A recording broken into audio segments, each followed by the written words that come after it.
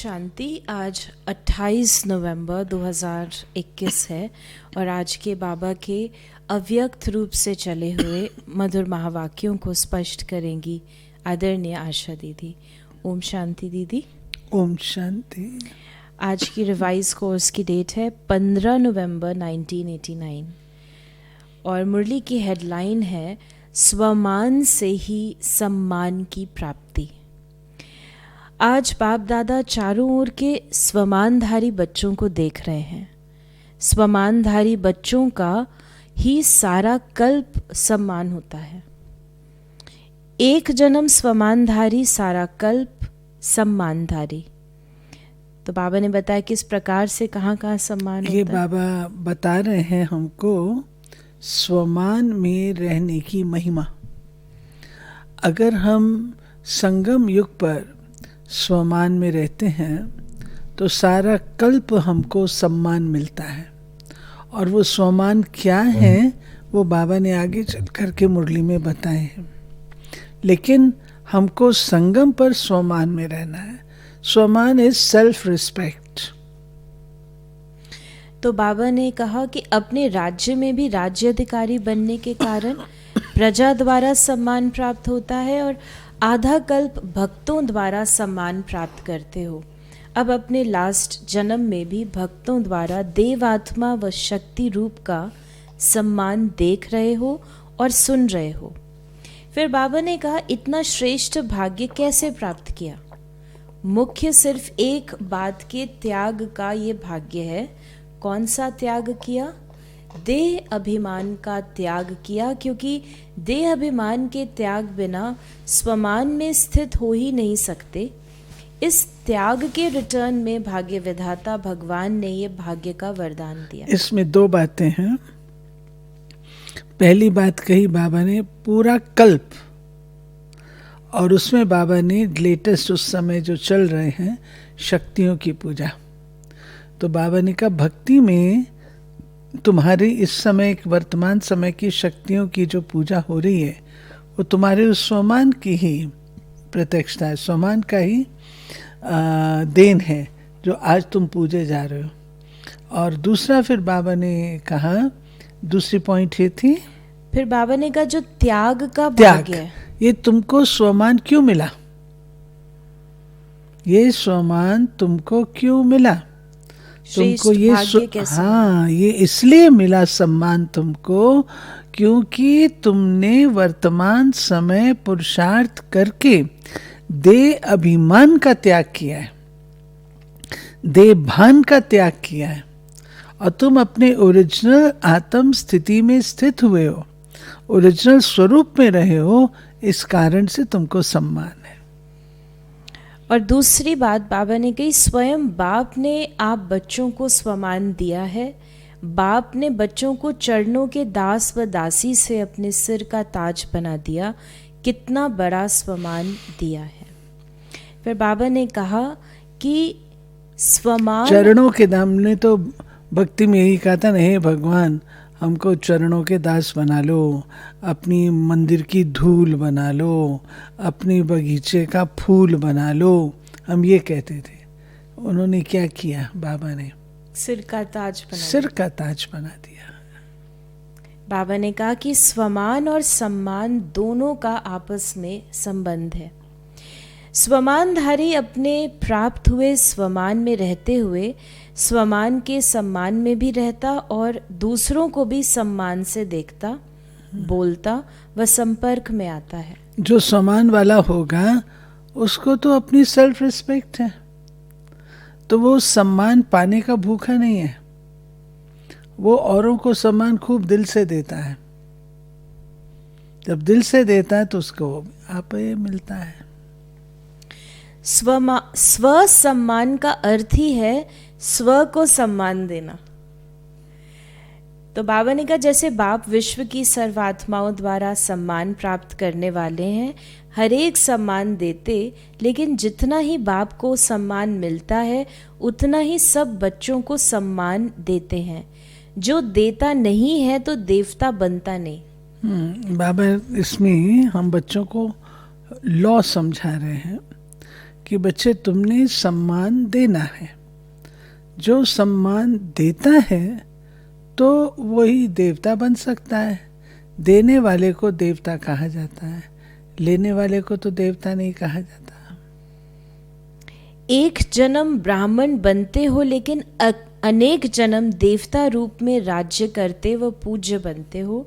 देवता अर्थात देने वाला। अगर इस जन्म में सम्मान नहीं दिया तो देवता कैसे बनेंगे? अनेक जन्मों में सम्मान कैसे प्राप्त करेंगे? Follow father. साकार स्वरूप ब्रह्मा बाप को देखा, सदा स्वयं को वर्ल्ड सर्वेंट कहलाया, बच्चों का सर्वेंट कहलाया और बच्चों को मालिक बनाया।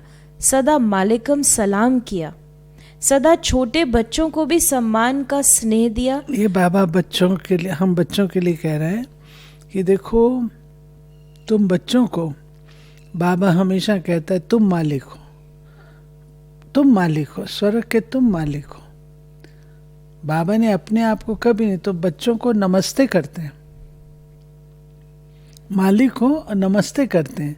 तो बाबा कहते हैं कि मैंने जो दिया तो तुमने उसके रिटर्न में कितना सम्मान दिया। तो बाबा ने कहा सदा छोटे बच्चों को भी सम्मान का स्नेह दिया, होवनहार विश्व कल्याणकारी रूप से देखा। कुमारियों व कुमारों को, युवा स्थिति वालों को, सदा विश्व की नामी ग्रामी महान आत्माओं को चैलेंज करने वाले, असंभव को संभव करने वाले, महात्माओं के सिर झुकाने वाले ऐसे पवित्र आत्माओं को सम्मान से देखा। बाबा ने छोटे बच्चों का बताया। बाबा ने छोटे बच्चों को इग्नोर नहीं किया। बाबा ने छोटे बच्चों को देखा कि ये विश्व कल्याणकारी आत्मा है। इसमें गुलजार दादी है, ईशु दादी है, रतनमयी दादी है, ये सब दादियाँ हमारे सामने। तो इनको किस रूप से देखा? विश्व कल्याणकारी है। और फिर बाबा ने कहा कुमार कुमारियों को किस रूप से देखा? ये महान आत्माओं को, महात्माओं को चैलेंज करने वाले हैं, क्योंकि उनके पास पवित्रता की शक्ति है। जो दुनिया कहती है असंभव है इस दुनिया में रहना, इन कुमार कुमारियों ने संभव करके दिखाया है। ऐसे ही बुजुर्ग आत्माओं को सदा अनुभवी आत्मा, हम जिन्स आत्मा के सम्मान से देखा। बांधेले बांधेलियों को निरंतर याद में नंबर 1 के सम्मान से देखा। इसलिए नंबर 1 अविनाशी सम्मान के अधिकारी बने। राज्य सम्मान में भी नंबर 1 विश्व महाराजन, और पूज्य रूप में भी बाप की पूजा के बाद पहले पूज्य लक्ष्मी नारायण ही बनते हैं। बाबा सारा सुना रहे हैं, कि हर एक का सुना रहे हैं बाबा। तो बाबा ने कहा तो राज्य सम्मान और पूज्य सम्मान दोनों में नंबर 1 हो गए, क्योंकि सर्व को स्वमान सम्मान दिया। ऐसे नहीं सोचा सम्मान देवे तो सम्मान दूं। हाँ, बाबा इंतजार थोड़ी करता है कि बच्चे मुझे सम्मान दे तो मैं इनको दूं। बाबा तो देता है। समझते, बाबा ने कहा सिर्फ सम्मान देने वाले को अपना नहीं समझते, लेकिन गाली देने वाले को भी अपना समझते, क्योंकि सारी दुनिया ही अपना परिवार है। हाँ, कितना अच्छा सुना है बाबा ने। जो सम्मान देता है, सम्मान देने वाला, स्वमान वाला, सम्मान देने वाला, जो निंदक है उसको भी अपना मित्र समझता है। निंदक को मित्र समझता है कि सारी दुनिया हमारा परिवार है। क्यों मित्र समझता है? उसमें भी राज है। तो बाबा, क्योंकि जो निंदा करेगा वो कोई ना कोई आपको हिंट थ्रो करता है कि ये चीज ठीक कर लो। तो बाबा ने कहा सर्व आत्माओं का तना आप ब्राह्मण हो। ये सारी शाखाएं अर्थात भिन्न भिन्न धर्म की आत्माएं भी मूल तना से निकलती हैं, तो सभी अपने हुए ना। ऐसे स्वमानधारी सदा अपने को मास्टर रचयिता समझ सर्व के प्रति सम्मान दाता बनते हैं। सदा अपने को आदि देव ब्रह्मा के आदि रतन, आदि पाठधारी आत्माएं समझते हो। इतना नशा है तो सभी ने सुना बच्चों का सम्मान क्या है, बूढ़ों का सम्मान क्या है, युवा का सम्मान क्या है। आदि पिता ब्रह्मा ने हमको ऐसे सम्मान से देखा, कितना नशा होगा। तो सदा ये स्मृति रखो कि आदि आत्मा ने जिस श्रेष्ठ दृष्टि से देखा, ऐसे ही श्रेष्ठ स्थिति की सृष्टि में रहेंगे। ऐसे अपने से वायदा करो। वायदे तो करते रहते हो ना, बोल से भी वायदा करते हो, मन से भी करते हो और लिख कर भी करते हो, और फिर भूल भी जाते हो। इसलिए वायदे का फायदा नहीं उठा पाते। याद रखो तो फायदा भी उठाओ। बाबा को बच्चे वायदे लिख के देते हैं, बाबा बस अभी से हम ऐसा करेंगे। बाबा कहते हैं मेरे पास फाइल रखें। तो ऐसे वायदों का फायदा नहीं उठाओ, मतलब प्रैक्टिकल करके दिखाओ। फिर बाबा अब ग्रुप से मिल रहे हैं। जैसे टीचर्स से बाबा ने पूछा, टीचर्स क्या समझती हैं? निभाने वालों की लिस्ट में हो ना। टीचर्स तो बाप दादा सदा साथी शिक्षक कहते हैं। साथी समान होता है, बाप कभी बदलता है क्या? टीचर्स भी वायदा और फायदा दोनों का बैलेंस रखने वाली हैं। जो दोनों का बैलेंस रखते हैं उसको वरदाता बाप द्वारा ये वरदान व ब्लेसिंग मिलती है। वो सदा दृढ़ संकल्प से कर्म में सफलता मूर्त बनते हैं। साथी शिक्षक का यही विशेष कर्म है, संकल्प और कर्म समान हो। श्रेष्ठ संकल्प श्रेष्ठ और कर्म साधारण हो जाए, इसको समानता नहीं कहेंगे।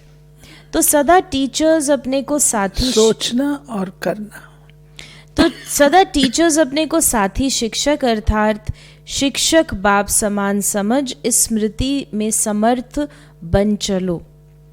फिर बाबा ने कहा, लेकिन सभी सदा ये स्लोगन याद रखो, हिम्मते टीचर समान शिक्षक बाप।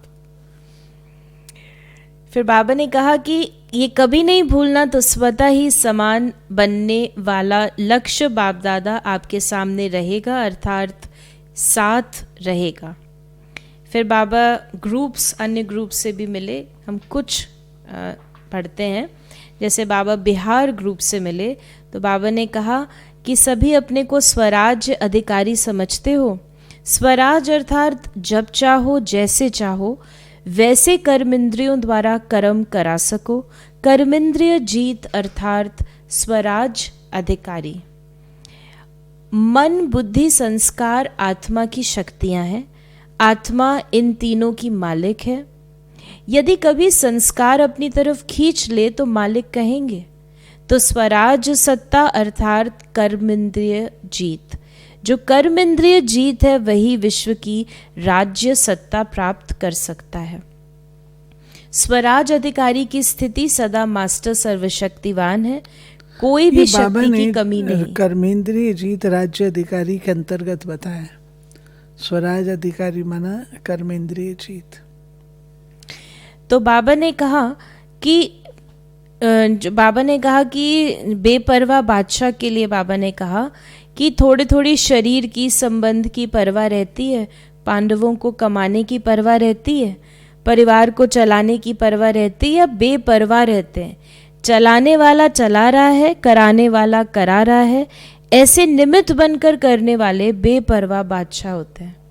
मैं कर रहा हूँ ये भान आया तो बेपरवाह नहीं रह सकते, लेकिन बाप द्वारा निमित्त बना हुआ हूँ ये स्मृति रहे तो बेफिक्र व निश्चिंत जीवन अनुभव करेंगे। कोई चिंता नहीं, कल क्या होगा उसकी भी चिंता नहीं।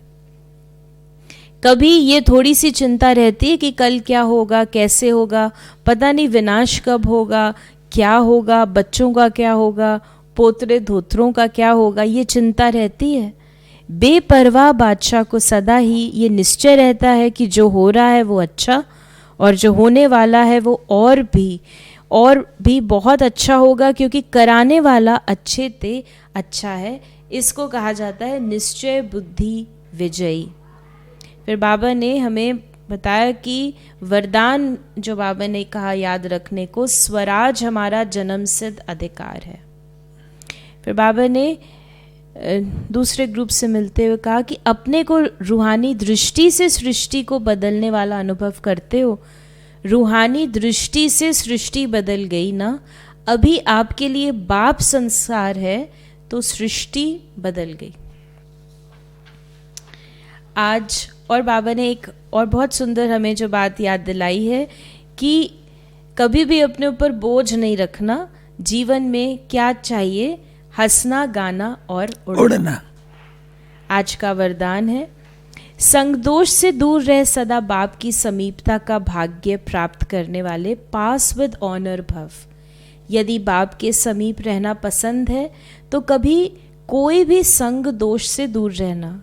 कई प्रकार के आकर्षण पेपर के रूप में आएंगे, लेकिन आकर्षित नहीं होना। संग दोष कई प्रकार का होता है। व्यर्थ संकल्पों व माया की आकर्षण के संकल्पों का संग, संबंधियों का संग, वाणी का संग, अन्न दोष का संग, कर्म का संग, इन सब संग दोषों से अपने को बचाने वाले ही पास विद ऑनर बनते हैं। और स्लोगन है, आप फरिश्ता बनो तो परिस्थितियों में बाप स्वयं आपकी छत्र छाया बन जाएंगे। फरिश्ता बनो। तो ये थे बाबा के आज के महावाक्यों का स्पष्टीकरण। आपके मन में यदि कोई सवाल है तो आप मैसेज या व्हाट्सएप करें 8826599309 पर। ओम शांति।